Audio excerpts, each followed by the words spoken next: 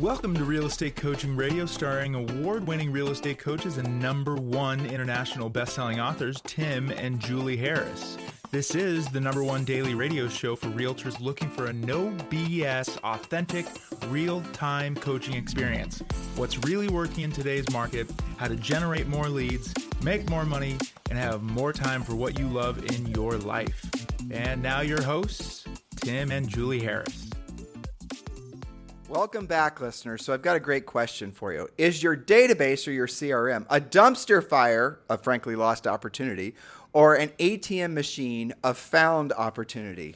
Well, why do we bring this up? Because study after study has shown that nurturing your database should yield at least a 10% return.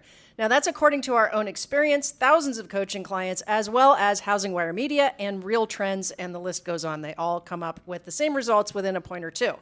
Now, this means that when you have 100 people in your database and they're hearing from you regularly with something of value, at least 10 of those contacts, or 10%, should either transact with you or refer someone they know to you who will work with you buying or selling real estate. That's yearly, so that can translate to this. I'm going to level off there. Sure. So here's the fallacy in the whole center of influence past client marketing that a lot of you guys, and frankly, it's the first thing we want all of you to do because it's the easiest way for you to generate business because, let's be honest, it requires the least amount of sales skills because your friends, family, and loved ones will probably choose to do business with you anyway, provided you let them know that you're in real estate and are here to be of service. And therein lies the problem.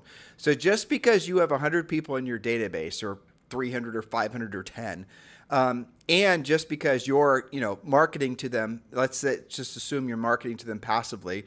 In other words, you're mailing them stuff. That doesn't mean they're going to choose you to do business. So yeah, the 10% rule. Let's just assume that's true.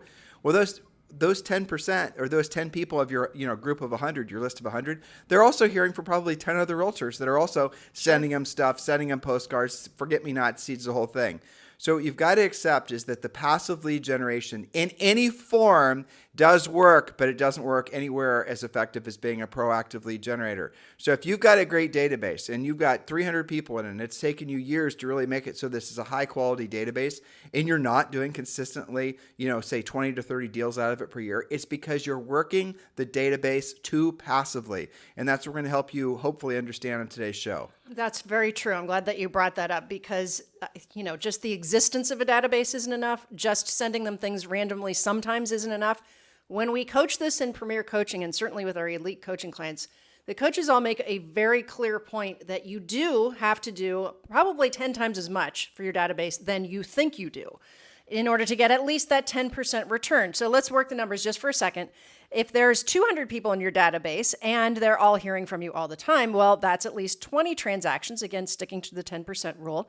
20 times the average commission of nearly $10,000 equals $200,000. In other words, if you are running the dumpster fire version of your database, that's the minimum potential income that you're missing out on. And some of you have a lot higher average sale price or average commission than that. So that would be the minimum. Well, let's just refer to that NAR study that came out, National Association of Realtors study that came out. I don't know if you have that in your notes, but where they're essentially saying, I'll just cut to it, guys. After 5 years, an agent that's actively in real estate, not just an agent, half of all agents don't sell anything, but after 5 years, an active agent is getting, if I remember correctly, close to 80% of all their business from centers of influence and past clients.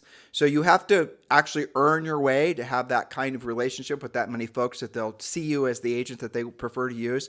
But even then, you're not just going to wait out the clock until you have, you've been in 5 years and just think the leads are going to start flowing in. You have to 100% be proactive with calling them by being in front of them at all times. So when they do have the opportunity to send a referral, they're going to think of you first because you've earned the right to sort of carve out that that brand in their brain as the go-to agent. Very well put. And so there are some specific points to stepping away from the dumpster fire version and closer to, as you said, the ATM or the lead generation machine. Well, you know what, Julie, we need to tell them. So the notes for today's podcast, like always, are down below. Open up the show description. If you're on YouTube, they're there. If you're on iTunes. Now, sometimes they get clipped because these are long notes today, for example. So they're going to be living over at timandjulieharris.com along with all of our other notes from past podcasts. So you can just hop over there and see the notes. And also, while you're there, do join Premier Premier Coaching. Premier Coaching is the next natural step for all your real estate, basically whatever market you're in, high end, low end, it doesn't matter. The system is designed to make it so that you have a clear path forward. You know exactly what to do every single day. You know how to lead generate. You know how to do lead follow up, all the things that you need in your real estate business to scale it. If you want to build a team, it's in Premier Coaching. If you want to learn how to, passively lead generate, social media marketing, it's in Premier Coaching. Proactively lead generate, it's in Premier Coaching. It is a complete system that, frankly, Julie and I take a tremendous amount of pride in because it's taken us decades to create. And it's been tested over, decades, and it's been tested in all different markets and all different price ranges. And the best part, I think you'll agree, listeners, is you can join Premier Coaching for free. So just scroll down below and click the link to join Premier Coaching, or you can just go to premiercoaching.com, premiercoaching.com. Again, you can join for free today, and that does entitle you to a daily semi-private coaching call with one of our Harris certified coaches. So to learn more, just go to premiercoaching.com and then take the next natural step and become a member of our Premier Coaching community. I'm glad that you mentioned that because related to today's topic, we're talking about cleaning up your database, making sure you're really utilizing it. When you join Premier Coaching, you also get the 12-month Center of Influence event plan, and it's all laid out for you. So that's kind of related to this topic. So jot down in your notes your personal answers to the following questions, because that's going to tell you where your work needs to be on your own database. Number one, do you even have a database? Some of you listening, and you know who you are, don't have a database. So don't stay stuck on what's the best database. That's the next excuse they'll go to, right? Don't overspend on one that you'll never figure out. There are some very robust ones that are actually too much for agents, I think. It just has too much functionality. But do commit to using one and stick to it. So for example, if you are an EXP agent, you already have KV Core. That has training that is baked into it. It's easy to use. It's already right in front of you. Well, you remember the statistic, Julie, that something like, 98% of all books that people buy never get read? Yes. I bet you the exact same thing is true with CRMs. For sure. I mean, most of our listeners probably already have 2 or 3 of them they're paying for, but it can be intimidating. I remember learning our database. So the second question is, do you know how to use your database? Do the tutorial, take the training. I know, for example, Top Producer has some really great training. It's very clunky, hard to figure out. So again, you go back to something you may already have, but do the training. That way you're not intimidated by it and you actually start using it. Question number 3, do you update your database at least once per week? What do we mean by updating? I have some notes here for you to write down. And your answers are yes or no, whether you do this or not. Julie, before you get to point 3, if you don't want to take the time, if you would just want to focus on lead generation, pre-qualifying, if you actually want to do the 5 or 6 things and just focus on the 5 or 6 things that actually generate, real honest to God closed transactions for you, and you never want to become a database guru, I give you full permission to not have to master it, because you can easily delegate this. All this database stuff, if there's a list of things that frankly, if you can only be good at a few good things, it should be lead follow-up, it should be pre-qualifying, it should be presenting, negotiating contracts, those things, the things we teach you in Premier Coaching. This database management and doing it at a high level, that's frankly one of the first things I would delegate if you're not naturally inclined in that direction. Personally, I am not. I would absolutely hire someone else to do this. And the nice thing is that most of the larger databases, the follow-up bosses and the KV Cores and the others, there are a lot of virtual assistants that you can use that will already know how to use all that stuff at a higher level. So frankly, just delegate it.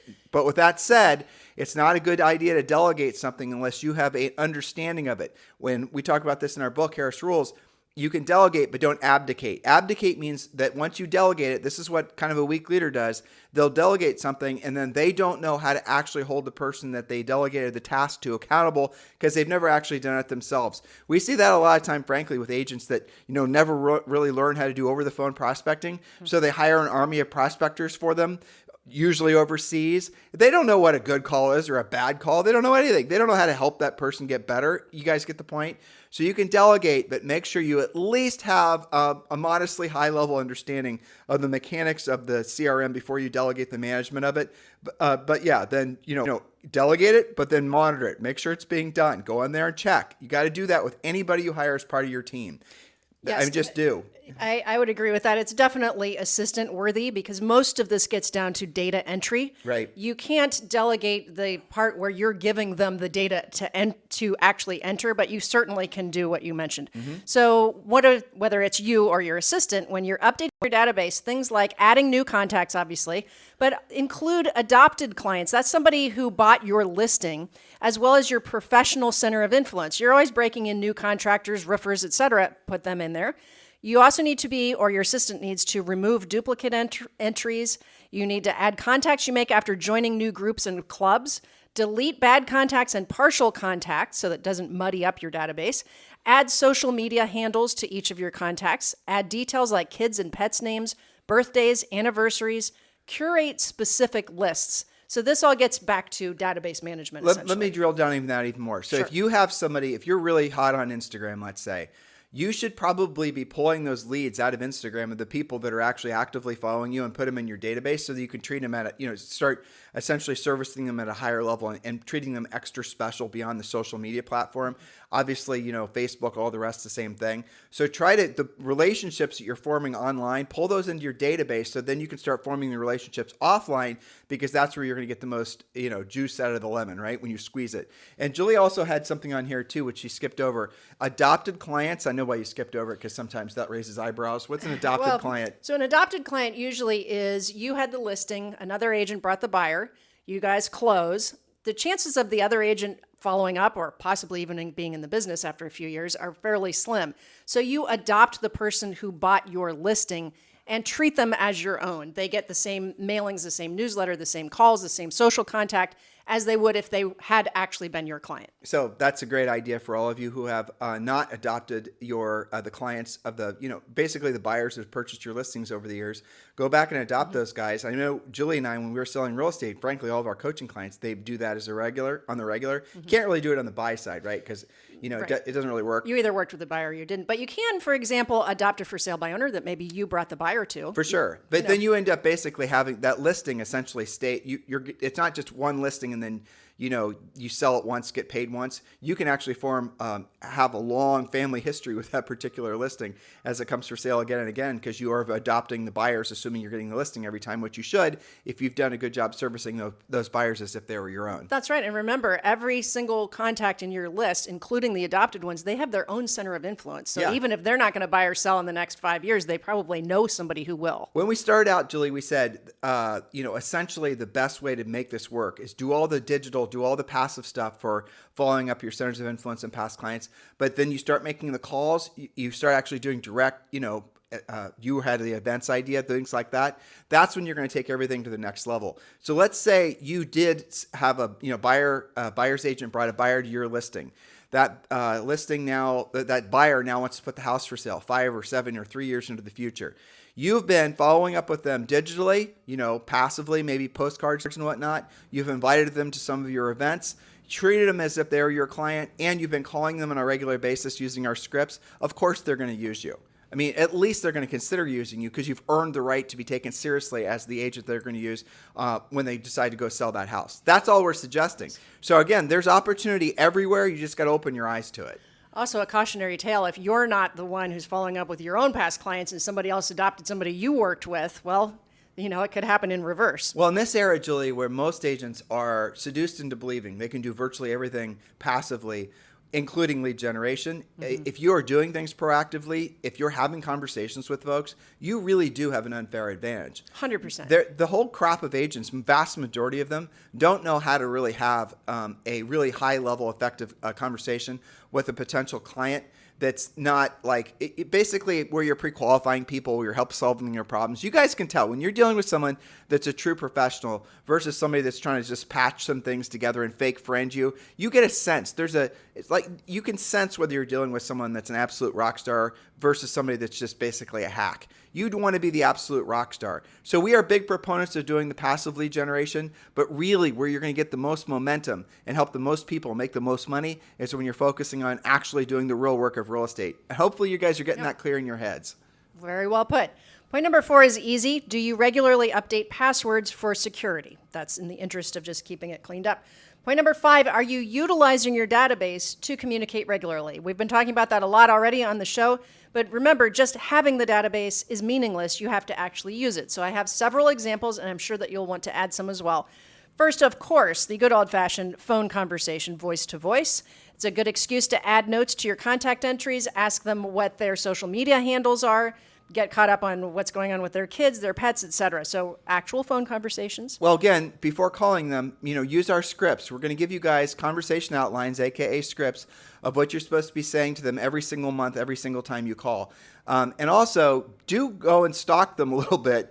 I know some of the CRMs actually stalk them for you on social and see what the hell's going on in their lives. That way, when you're contacting them, there's a level of familiarity that, they'll appreciate the fact that you're appreciating what, frankly, they appreciated. So, these are all good things. You do feel closer to them. We always are shocked when somebody's like, hey, Tim and Julie, nice whatever post, a post from the gym or something. And we're like, how do we know them? Oh, yeah, we know them from the gym, right? Okay, so next, digital newsletter campaigns. You can use your database for a pop-by list. Tomorrow's podcast, we're going to talk about pop-bys. For example, your top 30 contacts or most influential or referral givers. You can, of course, do your 5 thank you or congratulations cards daily. Use your database for that. Free comparable market analysis delivered, discussed. You can have notes in there. You can use your database to decide who gets them and when. Of course, market updates. People do keep market updates. We call that what's hot and what's not. You can use your database for wanted outreach for your buyers you're working with. Whenever we talk about buyers that can't find inventory, remember, we remind you that your database is your private MLS. You know who owns what in which neighborhoods. This is a good time to interject this from our experience coaching. So if, people ask us occasionally, if Tim and Julie, if you guys were to get back in selling real estate, what would you do differently than what you did before? The answer is really not that much, but I'll just share this information with you. You want to sell real estate where there's the highest sales velocity. In other words, homes actually go for sale on a semi-regular basis. They turn over fairly regularly, not some neighborhood where homes never go for sale. The second thing is you want to choose the highest average sale price you possibly can find. Definitely. Doesn't that make sense? The next thing that we would do is definitely have a very robust social, what we're talking about now. You want to have essentially a very large swath of community involvement so you can build your database, because you're going to get a lot of business, especially frankly in the upper end, but really all price ranges, when people know, love, and trust you. You can if you're trying to break into an upper end market, you could do the best marketing in the world. You can, 100% have beautiful everything you're mailing to people, but you're going to lose to the person that they play tennis with. Okay. Here's proof to that. When, anybody who's been selling real estate for a long time at a high level, that's a proactive lead generator. Your biggest competitor isn't the other, really top producing agents in the marketplace. It's the sellers, the agents that know the seller from centers of influence and past clients. The center of influence past client agents are the hardest to beat, no matter how good your skill set is. It's true. So don't try to beat them, join them. And do both. That's really the moral of the story. Well, your job is to be the one that they think of first. Yeah, and Julie and I were doing an event in Laguna Beach just a while ago, and we had Greg Newman on stage. And Greg, if you guys don't know him, is one of the, perennial top producing agents in the world, and somebody we've known forever. And so he's talking about all the things, these types of things. What we're just sharing with you guys.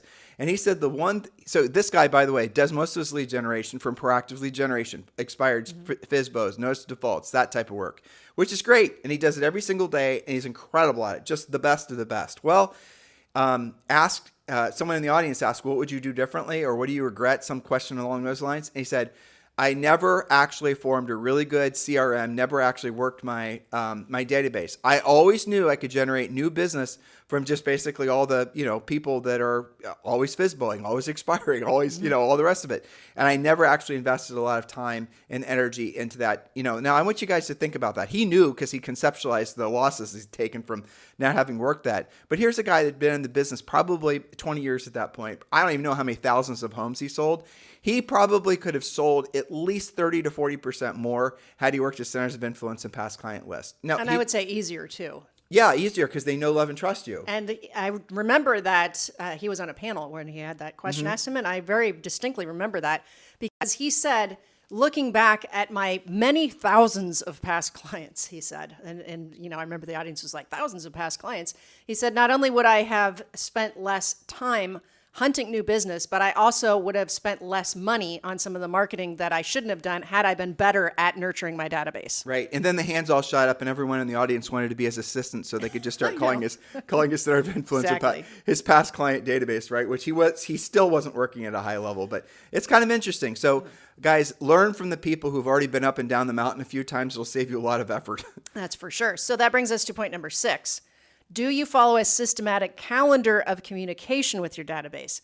For example, daily calls. An example would be 5 contacts per day, 5 days per week. Everyone listening can do that. That's 25 contacts per week or 100 per month. If you have a database of 100, you're talking to 100% of your people every month. What would your business look like if you just made those 5 contacts per day? You can do weekly pop buys for top contacts, depending on the season, what's going on. And you can certainly do monthly newsletters. You can do digital newsletters. It's the combination of all of these things that starts to work. It's not just choosing, okay, I got to do my database. I'm going to send them a postcard. That by itself isn't going to be enough. If you do a postcard, well, first of all, what you should mail them is some sort of more analytically minded, updated market report. And then when you do that and you're doing monthly calls and you're following our scripts, I assure you guys at that point, you've elevated yourself to a level that no amount of other agents going to be able to compete against. You now have carved out that sacred space in their minds where you're going to be the go-to real estate agent for them for life. And if anyone ever needs a real estate agent, now you have to earn that. And you can't just mail them things. You can't just like their posts on Facebook and post pictures of your dog. You're going to have to you do all that stuff if you choose to. But what matters most, if you can only do one thing, you got to make the calls. Sorry, you do. You just got to make the calls. It's the least expensive too. Right. If you drive past one of your listings, you drive past today, and all of us we've all experienced this. It's the worst feeling ever. You're going to be driving down the street and you're going to see a new listing that came for sale that you sold to that buyer 5 years ago. And they didn't even bother to call you to let you know they're putting the house for sale. Then you're going to, first of all, the stages of grief, basically. You're going to be mad. You're going to deny it, right? You're going to go through denial. I didn't see it. And then you're going to start rationalizing like why you didn't get it. But the reality of it is you didn't get it because you didn't call them. But you've been mailing them stuff. Forget-me-not seeds. You've been mailing them all the, pumpkin pies in November, all these other things. It doesn't matter. The other agent was calling them and probably doing all those other things. But if you have to choose between the other things that cost you money that are passive and the proactive, which is picking up the phone, always pick up the phone. When was the last time somebody called you to have a conversation that was designed to frankly make you feel great, make you feel thankful? It never happens. Everyone does everything passively. So Tim, nobody picks up the phone. Well, yeah, initially you're going to have some issues with some people not picking up the phone. Text them first. Let them know you're going to call. Do things like that. Earn the right to be that one agent that they think of, but you can't do it passively you can't do it passively in a meaningful way. So if you have 100 people in your database and you're only picking up 2 or 3 centers of influence and past client referrals per year, it's because you might be doing the passive stuff, but you start doing the proactive stuff, and then your world's going to pivot. Only if you do the actions, though. So bottom line, to generate at least a 10% return, and I think you would agree, most of our coaching clients get more than a 10% return. The ones that call, the ones that call regularly. For sure. Your database has to be regularly updated, cleaned for accuracy, used to communicate at a high level, and continue to grow.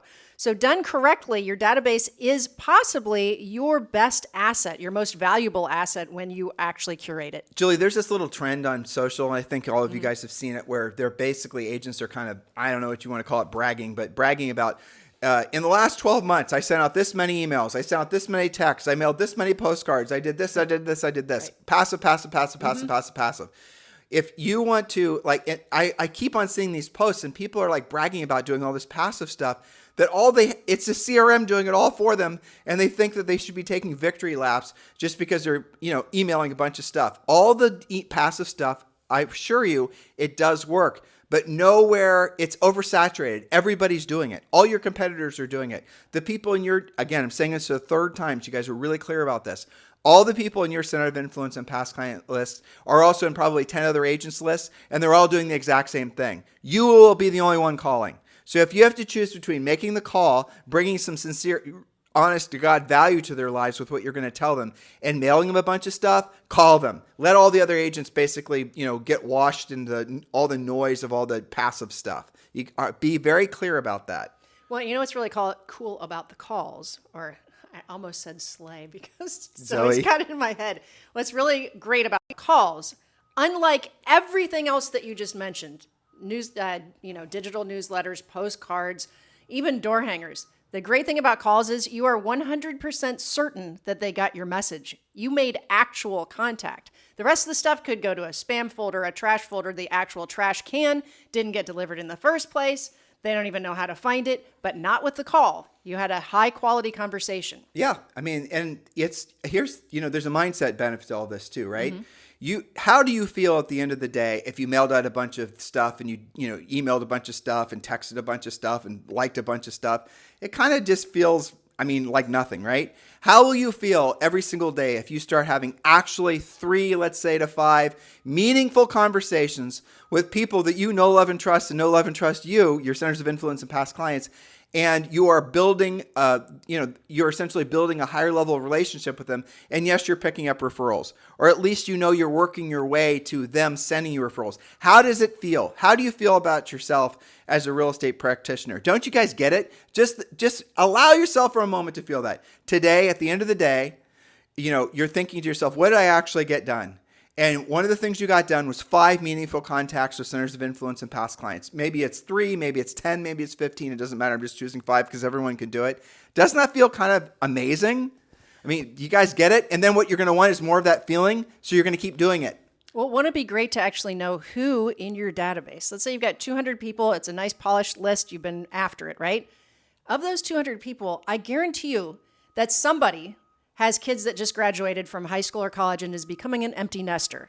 That's a potential listing. Somebody got relocated. Somebody decided they don't want to do steps anymore. Somebody hates their neighbor next door. Somebody is making a decision to buy or sell today who is lurking somewhere in your database. Wouldn't it be great if you were the one that found out about that? Yeah. Oh, no, but you just mailed them a bunch of postcards, so they're going to call you. No, they're not. Because guess what? Same day, they received a bunch of postcards from everybody. Oh, you're going to do a Facebook campaign talking about whatever you're going to talk about, and that's going to make them want to. No, because there's 10 other agents doing the same damn thing. You guys get it? And then you're going to drive by and see somebody else's sign, and you're going to be mad. That's right. Mad. Don't let it happen to you. So, Julie, I think this was a slay podcast. Slay. I was trying to get them to say rad this morning and replace slay, so we'll see how that goes. Those of you with little kids, you know what we're talking about. All right, in the meantime, you guys have a fantastic day. Thank you for keeping this #1 listened to daily podcast for real estate agents in at least the United States. Have a fantastic day. We'll talk with you on the show tomorrow. This podcast is a part of the C-Suite Radio Network. For more top business podcasts, visit c-suiteradio.com.